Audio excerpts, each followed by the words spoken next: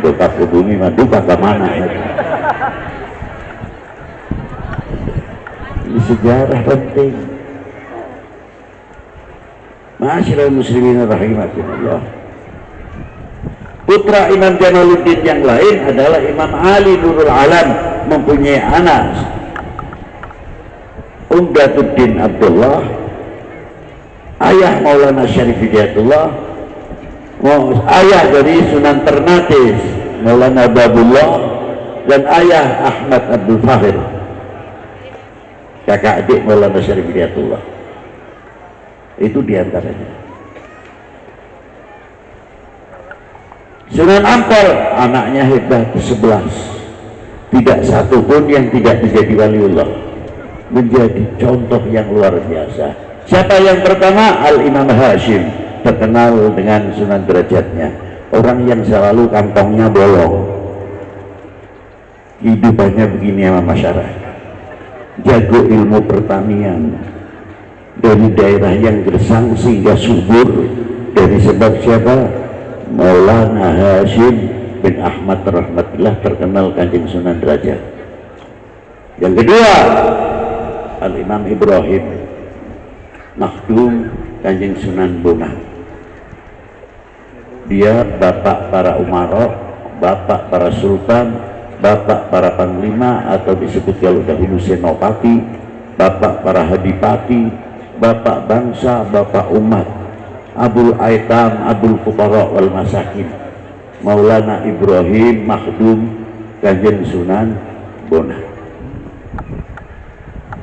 Yang kedua, Al-Imam Zainal Abidin Sunan Qodidamah, hakim yang terkenal adilnya, seorang qadhi yang allamah. Yang ketiga, yang keempat, Maulana Ja'far Shadiq, terkenal Kanjeng Sunan Kudus. Itu hebatnya. Ahli ekonom. Yang kelima, As-Sayyid Abdul Jalil Kanjeng Sunan Jeporo. Yang keenam, lelaki, Syed Ahmad Hisamuddin Kanjeng Sunan Lamongan. Yang putri, Dewi Asyiqah binti Imam Ahmad rahmatillah, istri Al-Imam Abdul Fattah Kanjeng Sunan Demak. Ibu dari Adipati Yunus, ibu dari Sekar Sedolepen, ibu dari Al-Imam Sayyid Ali Muhammad Ali Liuddin, terkenal Kanjeng Sunan Trenggono. Itulah ibu beliau. Yang ketujuh atau kedelapan, Dewi Ruqayyah, istri daripada Syed Muhammad Ainul Yakin Sunan Giri.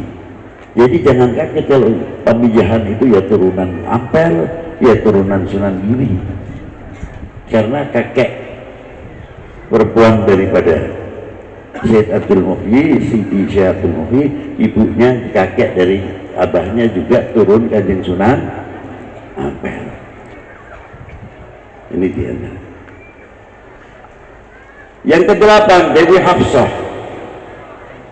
istri Sayyid Ahmad dari Yaman. Dewi Mutmainnah, istri dari Syed Abdurrahman Sunan Mojo, namanya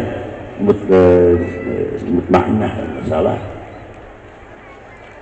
Itulah diantara putra putri Sunan Ampel, satu pun tidak ada yang mentah, jadi semuanya keturunannya juga luar biasa.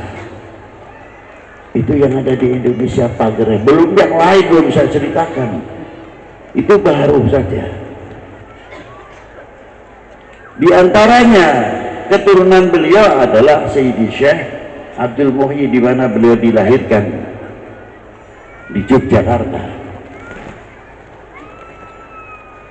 Jadi beliau itu luas, bahasa Jawanya sangat luas karena tempat kelahirannya.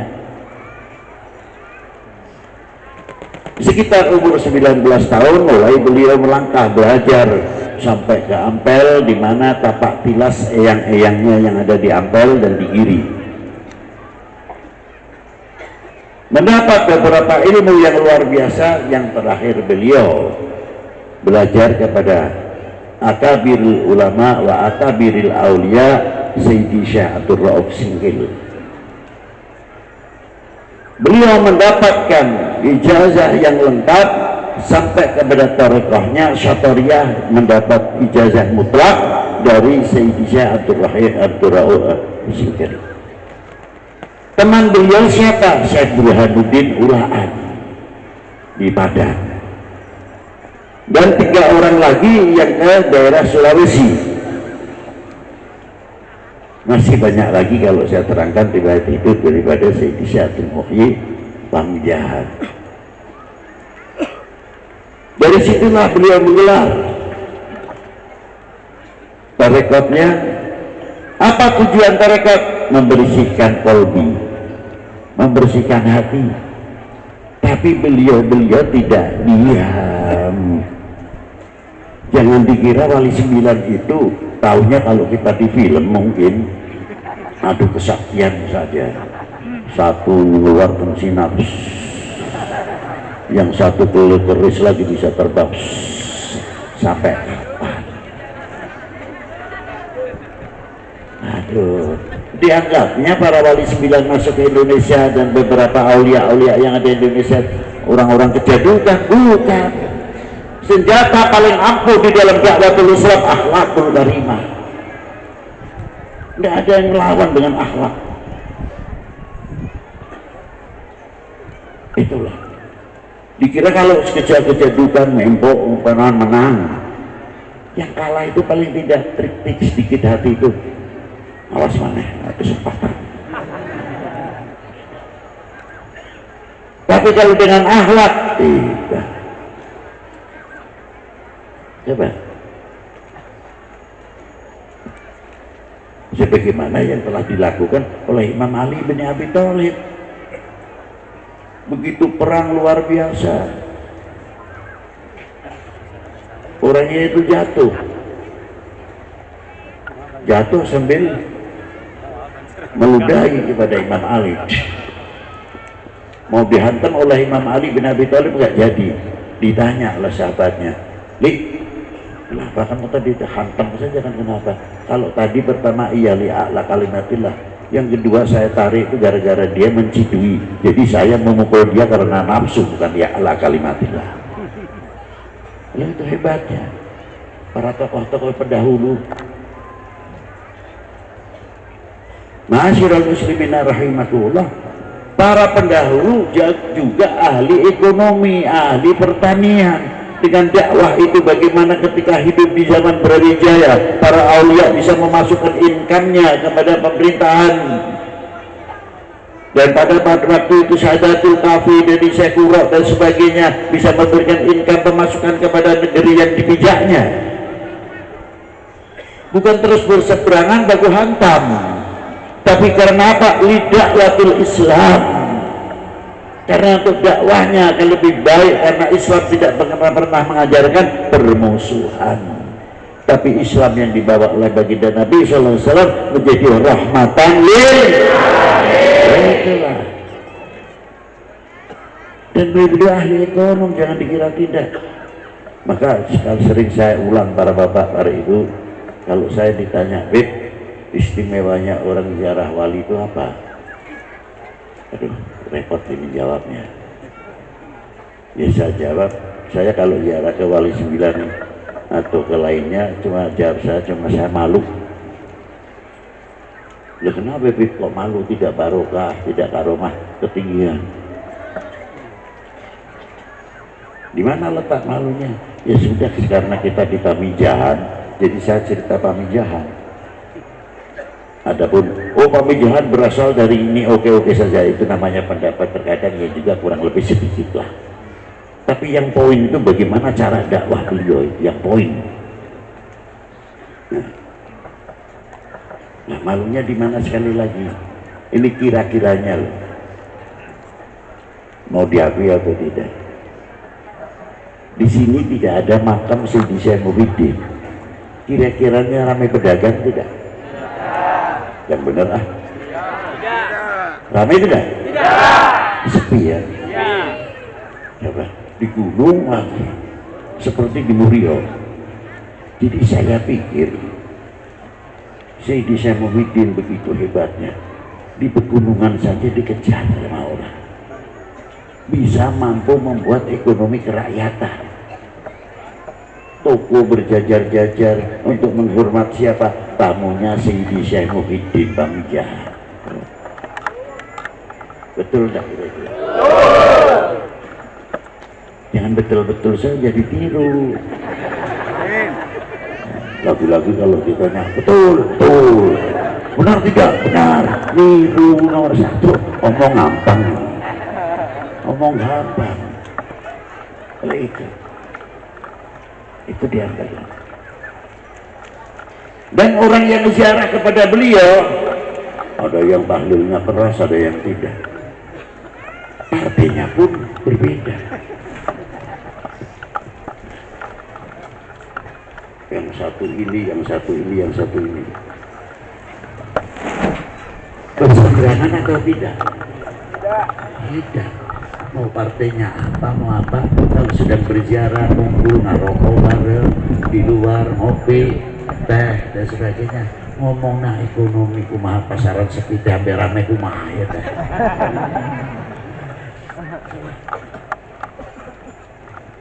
Namun sepi pasaran, Fatihah ke Sayyidi Syekh Muhyiddin, Fatihah ke Kanjeng Nabi dahulu, baru ke Syekh Muhyiddin, lalu baca surat Quraisy 21, insya Allah barokah. Ambil tuh. Jemilah ya, insya Allah ba'dal maghrib.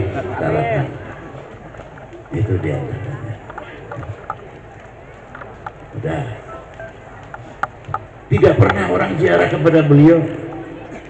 Lu kemarin ngobrol siapa? Nah, itu hebatnya, masih bisa mempersatukan umat, masih bisa mempersatukan kita. Jadi orang sudah mati hampir 300 tahun kurang lebih, masih bisa mempersatukan umat, masih bisa mempersatukan bangsa. Betul? Lakoni aja ulah ngomong betul baik. Amalkan. Jadi contoh kena. Apalagi kalau kita ke ziarah Maulana Syekh Hidayatullah, separuh muslim, separuh non muslim. Kok bisa? Subhanallah. Ternyata sejarah ini terulang. Beliau meniru kakeknya siapa? Di zaman Brawijaya mengangkat Menteri Ekonomi dan Menteri Irigasi Malik Ibrahim. Menteri Keuangannya Maulana Ibrahim Asmarokondi, ayah Kanjeng Maulana Ishak, ayah Maulana Sunan Ampel. Yang ngangkat beda agama, yang diangkat beda agama. Kok bisa itu, kok bisa? Itu hebatnya. Sudah memberi contoh. Jadi Syarif Hidayatullah sama, separuh muslim, separuh non muslim.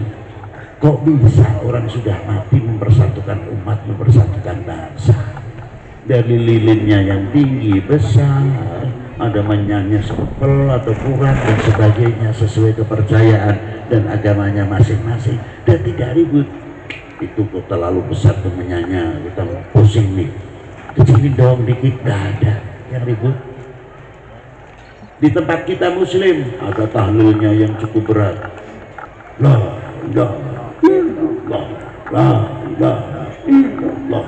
Yang satu illallah, la ilaha illallah, la ilaha illallah. Yang di tukang illallah, la ilaha illallah, la ilaha. Percaya lupa saya. Ya. Bahkan pada waktu saya ziarah, ada orang dengan rombongan satu besar tinggi. Dari lintupna, speakernya dikepit di dia. Kita ketinggal satu agenda. Aduh, saya bilang minggir dulu lah, ini bahaya, pasti suara orang ini keras, orang tinggi besar. Saya anggapan begitu. nggak tahu kebalik-balik. Ini kantor nembe Mister.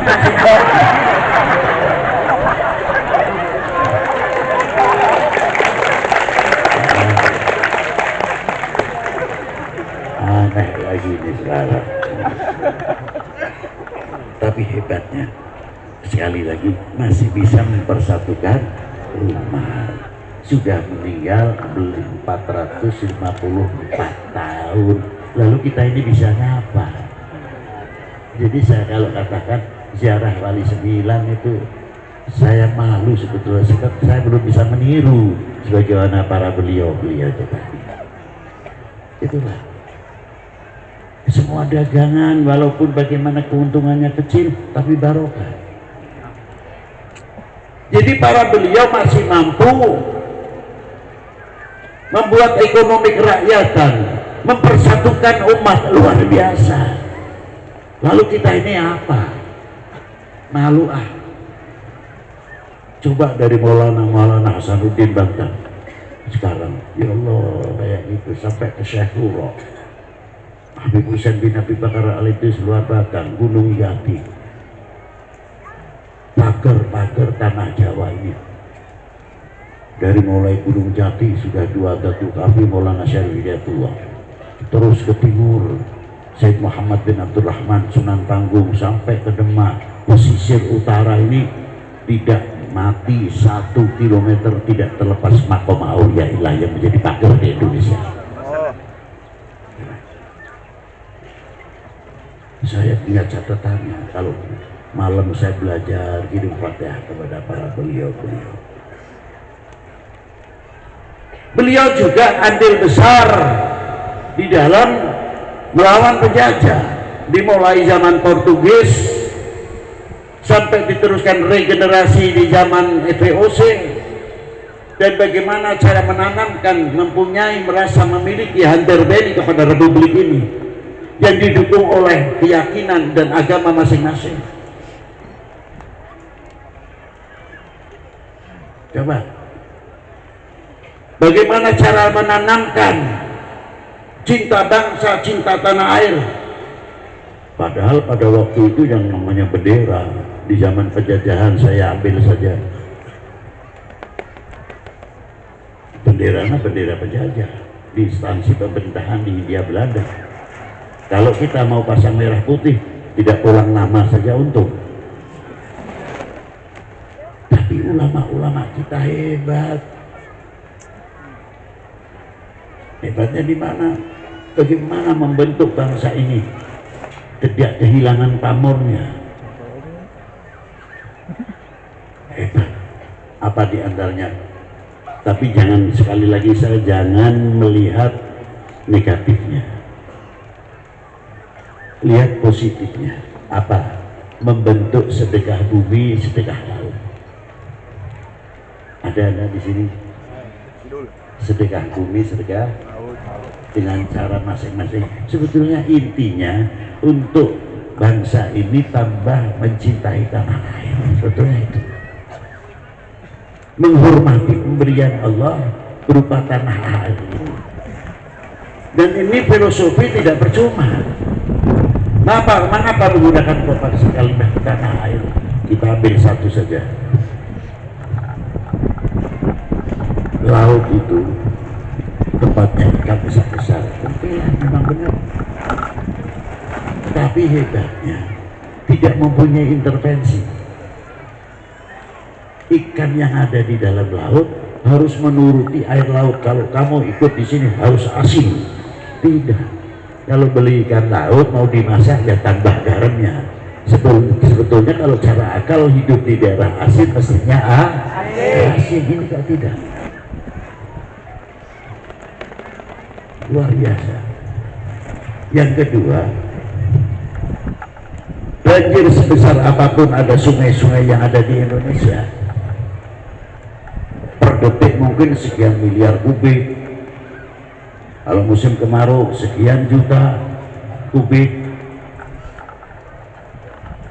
Ketika masuk ke lautan, laut bisa mengerti harga dirinya, jati dirinya luar biasa. Apa diantaranya? Setiap limbah yang masuk, tidak sampai merusak ke tengah. Minggir, kamu mau bikin rusak Indonesia ini. Istilahnya kalau kita ngomong itu, kita contoh tentu laut. Minggir semuanya. Itu luar biasa. Airnya tidak pernah terkontaminasi dengan limbah-limbah yang masuk ke laut. Ikannya pun terlindung. Ikan yang di laut diberi oleh Allah Ta'ala apa? Yang pertama sisik. Itu anti ultraviolet, maka dilindungi oleh Allah Ta'ala kasih. Tapi yang tidak ada sisiknya dikasih lendir. Itu diantaranya. Tapi hebatnya air tawar yang masuk ke lautan, pada laut itu asin, berapa juta, berapa miliar kubik yang masuk ke laut airnya tawar, tidak mampu merubah asinnya air laut. Karena apa? Air laut mempunyai harga diri. Maka sering dipakai contoh tanah air. Alangkah hebatnya kalau bangsa Indonesia kita ini mempunyai kehormatan bangsa, harga diri bangsa, jati diri bangsa, tidak kalah dengan laut. Laut bisa mempunyai harga diri. Lautlah air yang tawar, mau masuk pun bisa tidak terkontaminasi dengan masalahnya tawarnya air sungai. Berarti mempunyai pendirian. Nah, itulah sepele kelihatannya. Maka sering kita menyebut tanah air. Ada lagi penanaman caranya hebat untuk cinta bangsa dan cinta tanah air ini. Panginten namun di dia namun ada melbumi masih ayah kene di mengolona pakai tiu, pakai janur, pakai kelapa, ayah tahan tuh masih hebat. Itu bukan budaya saja, tapi mempunyai kandungan filosofi yang tinggi. Kasih janur, tiu, are, kelapa, jauh, luar biasa. Tapi memasangnya merah putihnya nanti itu tidak sekali. Pakai apa? Selamatan. Ayah baca manakib, ayah baca berjanji, ada yang membaca sholawat, ada yang membaca pat dan lain sebagainya. Supaya apa? Belanda tidak tahu. Ini dianggap, nah ini culture. Baru dipasang. Nanti renggang jang usukna dipasang kalau sudah setengah bulan atau 10 hari baru dipasang. Jadi orang tahu semuanya, di tengah-tengahnya ada merah putih. Filosofinya di mana?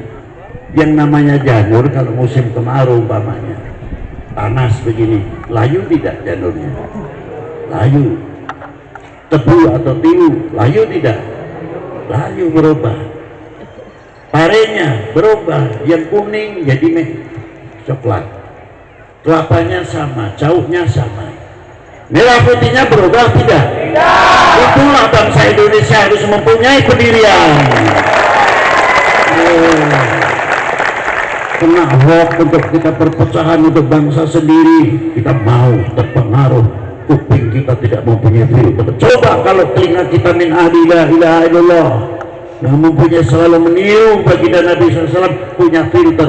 Ini berita mau memecah belah umat, ini mau memecah belah bangsa, ini mau memecah belah keluarga, ini mau memecah belah dulur. Karena telinganya punya filter. Coba jangan sampai kita kena hoax yang ujung-ujungnya untuk memecah belah Indonesia. Nah, para ulama dahulu menjaga, jangan dikira. Maka kita hormat kita kepada merah putih bukan menyembah, jangan salah paham. Bedakan antara nyembah sareng menghormati. Setiap orang mau mencium hajar aswad, makalah di Teluk Jangkung pasti ini nyium hajar aswad. Sampai mencium, gimana? Apakah kita itu karena mencium hajar aswad itu kita menyembah? Tidak, karena kita mengikuti Hajar Aswad menjadi mulia karena dicium oleh baginda Nabi Shallallahu Alaihi Wasallam. Bukan baginda Nabi mulia karena Hajar Aswad. Begitu pula baginda Nabi Shallallahu Alaihi Wasallam mulia karena dicuci oleh air Zam-Zam. Air Zam-Zam mulia karena untuk baginda Nabi Shallallahu Alaihi Wasallam. Jangan dibalik-balik. Dari itu ma'asyiral muslimin rahimakumullah, perjuangan ini di dalam segi dakwah dan sebagainya, sehingga para tokoh-tokoh kita mampu membuat perguruan tinggi, pesantren dan lain sebagainya dan lain sebagainya. Itu semuanya jasanya siapa? Jasa-jasa para beliau, terutama yang hari ini kita haul. Tidak bisa kita pungkiri. Apa yang kita lihat